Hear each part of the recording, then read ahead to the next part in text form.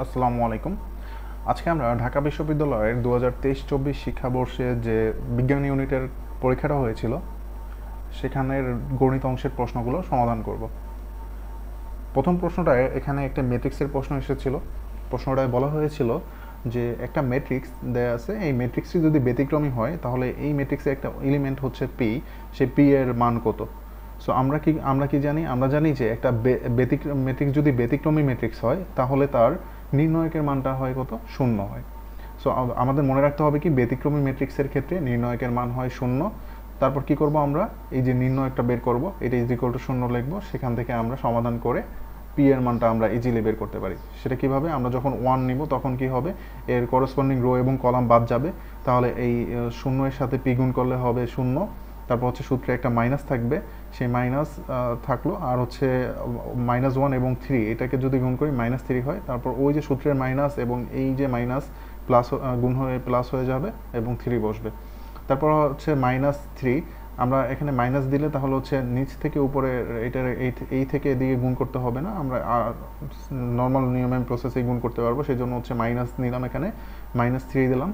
তাহলে এর corresponding rho এবং কলাম বাদ যাবে, তাহলে কি হবে, 2 এবং পি এর গুণ হবে, তাহলে 2p, তারপর হচ্ছে সূত্রের মাইনাস, তারপর 3 × 1 = 3।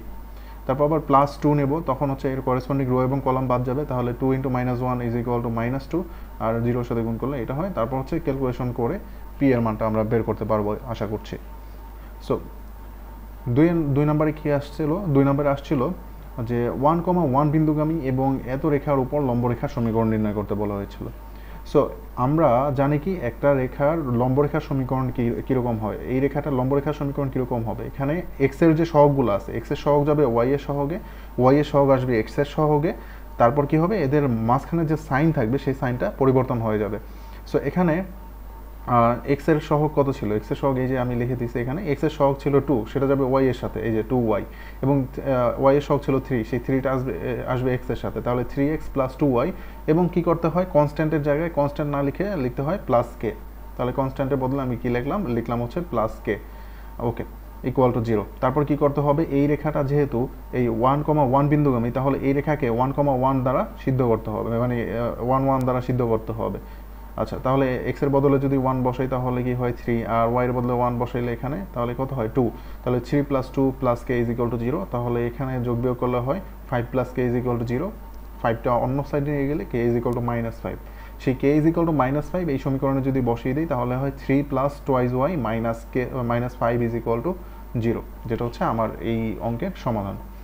ওকে, পরের অঙ্কটা দেখি কি আছে। পরের অঙ্কটা আছে r = sin θ।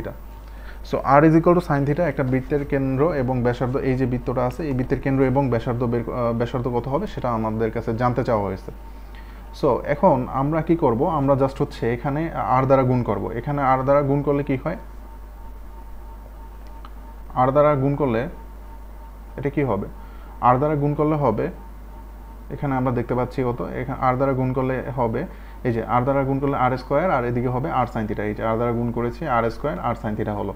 সো আমরা জানি কি r² কার্তেশীয় স্থানাঙ্ক থেকে, পোলার স্থানাঙ্ক থেকে যখন আমরা কার্তেশীয় স্থানাঙ্কে যেতে চাই তখন আমরা জানি কি r হচ্ছে √x² + y²। সো এই √টা এদিকে নিয়ে আসি, তাহলে r² কি হয়, x² + y², রাইট। আচ্ছা, আমরা আরেকটা জিনিস জানি, আমরা জানি না যে x হচ্ছে r cos θ, এটা আমরা জানি, x r cos θ, আর y কি r sin θ। এই জিনিসগুলো আমার এখানে ইউজ করতে হবে। সো আমার এখানে দেখতে পাচ্ছি আমরা r sin θ আছে, সেই r sin θ এর বদলে আমরা কি বসাতে পারি, y বসাতে পারি। yটা পরবর্তীতে এই সাইডে নিয়ে আসবো, নিয়ে আসলে তাহলে কি হয়, x² + y² - y = 0 এরকম থাকে। সো এখন আমরা কি করতে পারি, এখান থেকে কেন্দ্র এবং ব্যাসার্ধটা আমার নিতে হবে। তো কেন্দ্র এবং ব্যাসার্ধটা কিভাবে আমরা নিব, এখানে x এর যে সহগগুলো আছে, x এর সহগগুলোকে আমরা যদি -2 দ্বারা ভাগ করি তাহলে আমরা জানি কেন্দ্রটা কত, কেন্দ্র হচ্ছে একটা যদি কণিকের বৃত্তের কেন্দ্র বা এই কণিক যদি থাকে সেক্ষেত্রে কেন্দ্র হয় কণিকের আদর্শ আকারে প্রকাশের পর সেটা কেন্দ্র হয় -g - f। সো কেন্দ্রটা বের করার সূত্র কি, যে সমীকরণটা দেওয়া থাকবে সেই সমীকরণটাকে x এর সহগকে -2 দ্বারা ভাগ করলে g এর মানটা পাওয়া যাবে, এবং y এর যে সহগ আছে y এর সহগগুলোকে -2 দ্বারা ভাগ করলে মাইনাস এফ এর মানটা পাওয়া যাবে। সো এখানে যেহেতু এক্স এর কোনো সহগ নাই, সো এখানে এটার আগে -2 দ্বারা ভাগ করলে 0ই হবে। সুতরাং একটা কেন্দ্র আমরা পেলাম 0, আরেকটা কেন্দ্র কী পাবো, কেন্দ্রের আরেকটা স্থানাঙ্ক কত পাবো, মাইনাস এফ এর মানটা কীভাবে পাবো, ওয়াই এর যে মান আছে সেই ওয়াই এর মানকে আমরা -2 দ্বারা ভাগ করবো। সো এখানে -2 দ্বারা ভাগ করলে কত হয়, 1/2 বা হাফ হয়। সো এটার মান হচ্ছে হাফ। তাহলে কেন্দ্র কত, 0,5। আমরা জানি ব্যাসার্ধের সূত্র কি, ব্যাসার্ধ সমান হচ্ছে √g² plus f square minus c, g² plus f square minus c. So এখানে জি এর মান তো 0, এফ এর মান কত, এফ এর মান -হাফ। সো -হাফ স্কোয়ার করলে কত হয়, -হাফ স্কোয়ার করলে হাফ স্কোয়ারই হয়। আর 0 যেটা আছে ওটা বসাই দিলাম, সি এর মান, সি যেহেতু কোনো কনস্ট্যান্ট নাই সুতরাং এটা হচ্ছে 0। এখন আমরা এখানে দেখতে পারতেছি যে √ওভার এবং স্কোয়ার এরা কি হবে, কাটাকাটি যাবে। তাহলে কাটাকাটি গেলে থাকে কত, হাফ থাকে। তাহলে ব্যাসার্ধ আমরা পেলাম হাফ এবং কেন্দ্র কত, 0,5। ওকে, পরবর্তীতে কি আছে, পরবর্তী অঙ্কে 4 নম্বর কোশ্চেনে 2 tan inverse 1/3 plus tan inverse 1/7 is equal to what, এটা আমার কাছে চাওয়া হয়েছে। সো এটাকে আমরা এইরকম না করে আমরা আরও একটু শর্টকাট করতে পারি এই অঙ্কটায়। আমি যদি একটু এখান থেকে সামনে আগাই, সো এটাকে আমি কি করব, এই যে 2 tan ইনভার্স x, এটার যদি আমি সূত্র বসাই তাহলে কি হয়, tan inverse 2x 2.1/3 tan inverse 2x divided by 1 minus x square, 1 minus x square divide, তাহলে হয় কিন্তু 1/9। ওকে, আর বাকি যেটা আছে সামনে ওকে লিখে দেই, তাহলে tan ইনভার্স 1/7 এরকমভাবে থাকে। ঠিক আছে, তো তারপরে আমি কি লিখতে পারি, এটাকে আরেকটু যদি ইয়া করে লিখি তাহলে tan ইনভার্স এই যে 2/3, তাহলে 2/3 আমি এখানে রাখলাম, এটাকে গুণ আকারে দিলাম। তারপর এইখানে নিচে লসাগু করলে কত হয়, লসাগু করলে হয় 9 - 1 মানে 8/9। সো 9টা উপরে চলে যাবে আর নিচে থাকবে 8। আর পরে যে অংশটা ছিল ওটাকে লিখে দিই tan ইনভার্স 1/7। এই যে, সো এখান থেকে কাটাকাটি করলে হয়, এদিকে হয় 3 আর এদিকে করলে হয় 4, এরকমভাবে হয়। তাহলে আমরা কত পাই, এই যে tan inverse 3/4 plus tan inverse 1/7, এই যে অংশটা পেয়ে গেছি। খুব সহজ, এত কিছু দরকার নেই। তারপর এই যে tan inverse a plus tan inverse b, এটা একটা সূত্র আছে না, tan inverse a plus b divided by 1 minus ab, tan inverse a plus b divided by 1 minus ab, সেই সূত্রটা এখানে ইউজ করা হয়েছে। তারপর হচ্ছে সিম্পল ক্যালকুলেশন করলে এখানে tan ইনভার্স 1 পাওয়া যায়। সেই 1 এর মানটা আমরা জানি কত, tan π/4। সো tan আর tan ইনভার্স কাটাকাটি যাবে, থাকবে শুধুমাত্র π/4। আশা করি এটা বুঝতে পেরেছেন। আচ্ছা, তারপরে কি আছে 5 নাম্বার অঙ্কটা কি বলা হয়েছে, y = ln 2 - x, y = ln 2 - x, এটা হলে dy/dx ddxy এটার মানটা বের করতে বলা হয়েছে। ওকে, সো আমরা কি করব, যেটা দেওয়া আছে এটা লিখলাম। লেখার পরে এটাকে যদি আমরা একবার অন্তরীকরণ করি, আমরা জানি কি ln x এর অন্তরীকরণ করলে কি হয়, ln x এর অন্তরীকরণ করলে হয় 1/x। সো আমরা লিখলাম 1/x। আচ্ছা, যাকে আমরা x ধরেছিলাম সে কি আসলে x না, সে কিন্তু x না। সো এটাকে আবার ডিফারেন্সিয়েশন করতে হবে। সো 2 - x টা যদি আমরা ডিফারেন্সিয়েশন করি তাহলে আমরা পাবো -1। সো এই -1 এখানে লিখলাম। তো এখন মাইনাস দ্বারা যদি এটাকে গুণ করে দেই তাহলে হয় x - 2। সুতরাং এটাই আমার সমাধান। আশা করি বোঝা গেছে। পরের অঙ্কটা কি আছে, পরের অঙ্কটা আছে integration x dx divide by √1 minus x square. So এই টাইপের অঙ্ক দেখলে এরকম করার দরকার নেই। আমরা কি করব, এখানে করি অঙ্কটা। সো এরকম যদি অঙ্কটা থাকে তাহলে আমরা কি করব, আমরা ধরে নেব লেট রুটের ভিতরে যে অংশটা আছে, রুটের ভিতরে অংশটা কি আছে, রুটের ভিতরে যে অংশটা আছে যে 1 মাইনাস x স্কোয়ার, এটাকে আমরা ধরবো হচ্ছে z²। সো এটাকে যদি আমরা z² ধরি তাহলে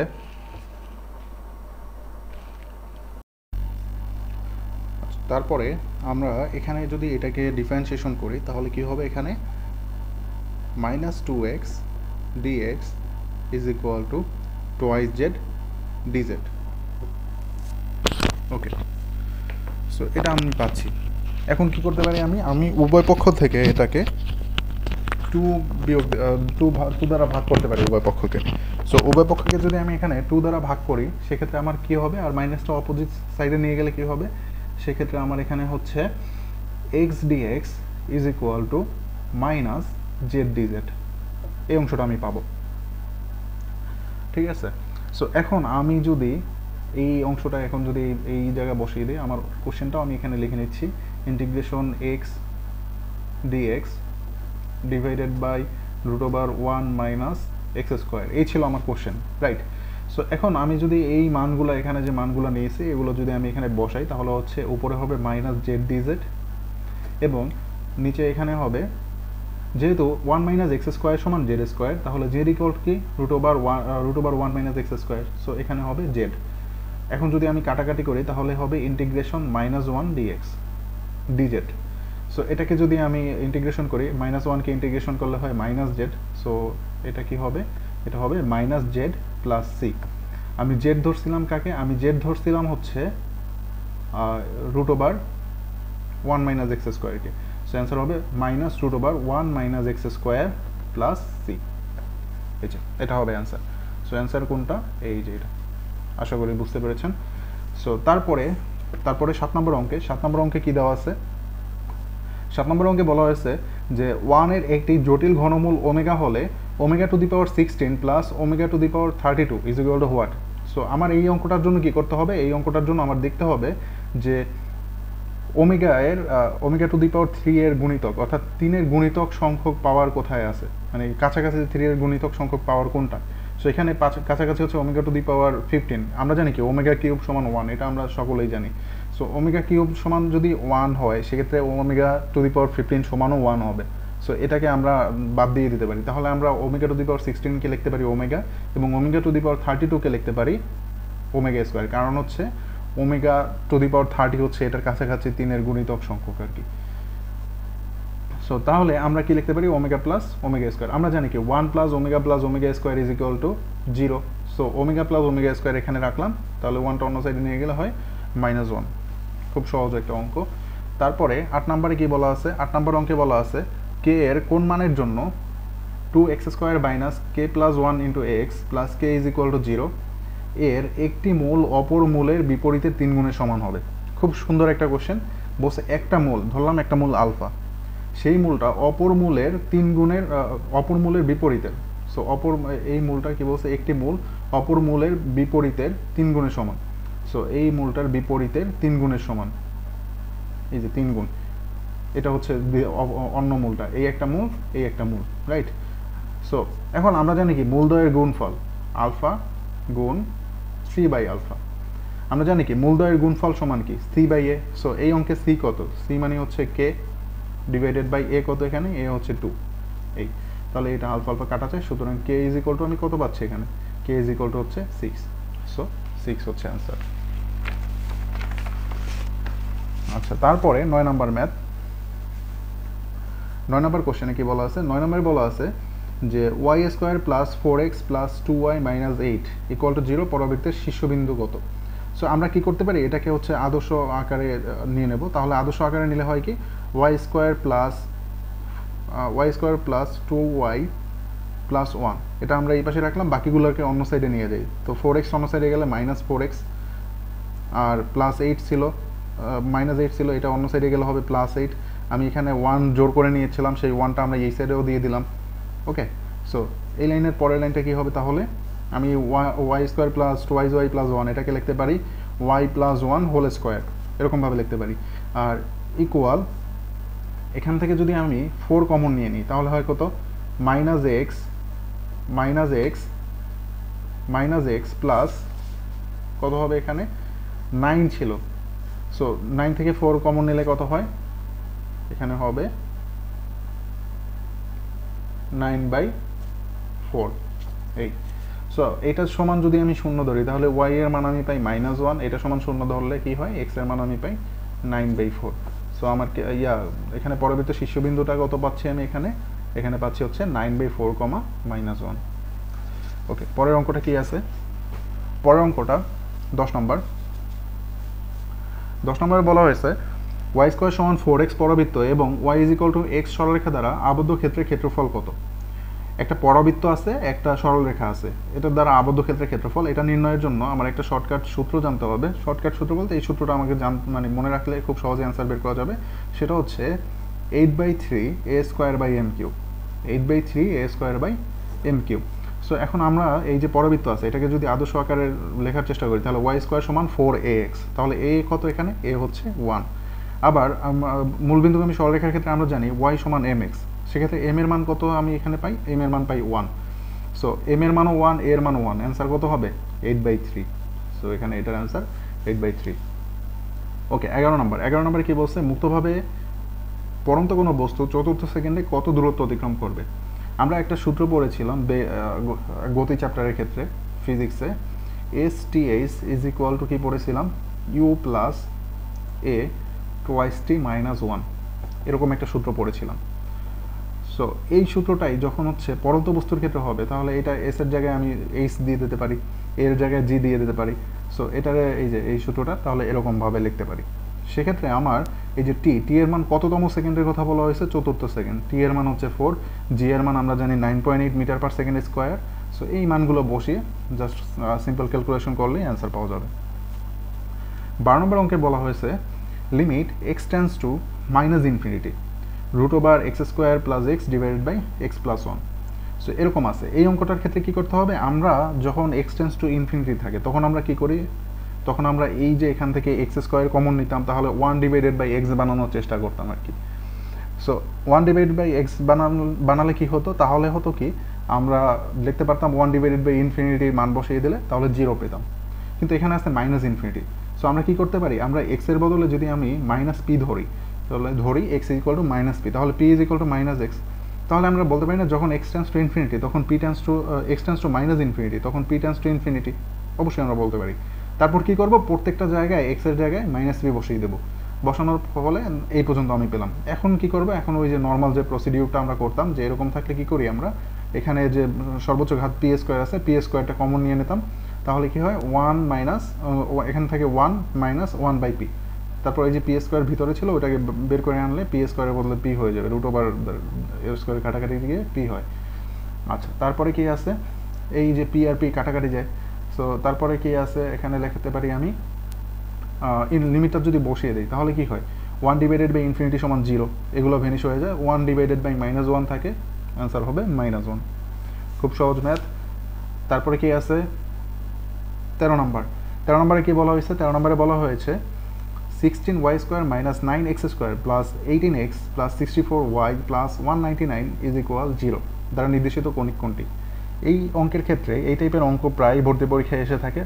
এই টাইপের অঙ্কের ক্ষেত্রে কি করতে হয়, ওই যে কয়েকটা শর্ত আছে, যে কোন শর্তটা পালন করলে সেটা অধিবৃত্ত হবে, কোন শর্তটা পালন করলে সেটা বৃত্ত হবে, কোনটা করলে সেটা উপবৃত্ত হবে, এই যে কয়েকটা শর্ত আছে সেই শর্তগুলো আমাদের জানতে হয়। সো ab মাইনাস এইচ স্কোয়ারের মান যদি শূন্যের থেকে ছোট হয় সেক্ষেত্রে সেটা হয় অধিবৃত্ত, আর ab মাইনাস এইচ স্কোয়ারের মান যদি শূন্যের চাইতে বড় হতো তাহলে সেটা কি হইতো, সেটা হয়তো উপবৃত্ত। আচ্ছা, এখানে ab মাইনাস এইচ স্কোয়ার যে আছে সেটা আমরা কিভাবে বের করব, এখানে এটাকে আদর্শ আকারে যদি আমি প্রকাশ করি, আদর্শ আকারে প্রকাশ করার পরে a b h এইগুলো প্রত্যেকটার সাথে তুলনা, মানে এই সমীকরণের সাথে আদর্শ সমীকরণ তুলনা করে a b h বের করতে হয়। তারপর হচ্ছে এই ab মাইনাস এইচ স্কোয়ারের মান যদি শূন্যের থেকে ছোট হয় সেটা হচ্ছে অধিবৃত্ত, শূন্যের থেকে বড় হলে সেটা উপবৃত্ত, এরকমভাবে প্রত্যেকটা বের করতে হয়। আচ্ছা, 14 নম্বরে কি বলছে, tan 75 ডিগ্রি। আমরা কি করতে পারি, 75 ভেঙে লিখতে পারি না যে 30 ডিগ্রি প্লাস 45 ডিগ্রি, তাহলে tan a প্লাস b এর সূত্র দেয়। tan a প্লাস b এর সূত্র কি, tan a plus tan b divide by 1 minus tan a tan b। So তারপর হচ্ছে 30 ডিগ্রির মান 1/√3, 45 ডিগ্রির মান 1, এগুলো যদি বসিয়ে সিম্পল ক্যালকুলেশন করলে অ্যান্সার পাওয়া যাবে। 15 নম্বরে কি বলা আছে, 15 নম্বরে বলা আছে সাইন ইনভার্স 2/3 এর সমান, নিচের কোণটি সাইন ইনভার্স 2/3 এর সমান। সো এই টাইপের অঙ্কের ক্ষেত্রে কি করব, আমরা ত্রিকোণমিতিক অনুপাতের এই অঙ্কের ক্ষেত্রে আমরা একটু ত্রিভুজ এঁকে নেব। আমরা জানি কি সাইন থিটা ইকুয়াল টু লম্ব বাই অতিভুজ, রাইট। সো এখানে লম্ব হচ্ছে 2, অতিভুজ কত 3, 2/3 যেটা ছিল। আমরা পিথাগোরাস উপপাদ্যের মাধ্যমে, অর্থাৎ অতিভুজ স্কোয়ার ইজ ইকুয়াল টু লম্ব স্কোয়ার প্লাস ভূমি স্কোয়ার, এটার মাধ্যমে আমরা কি করতে পারি, ভূমিটাও বের করে নিতে পারি। তারপর আমরা যদি ট্যানের ক্ষেত্রে, এখানে ট্যান এবং কট আছে, রাইট। সো ট্যানেরটা বের করার চেষ্টা করি, তাহলে ট্যান ইনভার্স কি হবে, ট্যান ইনভার্স আমরা জানি কি লম্ব বাই ভূমি, লম্ব 2, ভূমি কত √5, কিন্তু এখানে আমি কোথাও 2/√5 পাচ্ছি না। সো আমরা যদি এটাকে ট্যানের উল্টাই দিই তাহলে কটের মানটা পেয়ে যাই না, তাহলে ট্যানের উল্টাই দিলে কট ইনভার্স কত হয় 5/2। সো এইখানে দেখতেছি আমি কট ইনভার্স 5/2 আছে। সো এটাই হবে আমার অ্যান্সার। আজকে এই পর্যন্তই, পরবর্তী ভিডিওতে আমরা এটার লিখিত অংশটা সমাধান করব। ধন্যবাদ সবাইকে।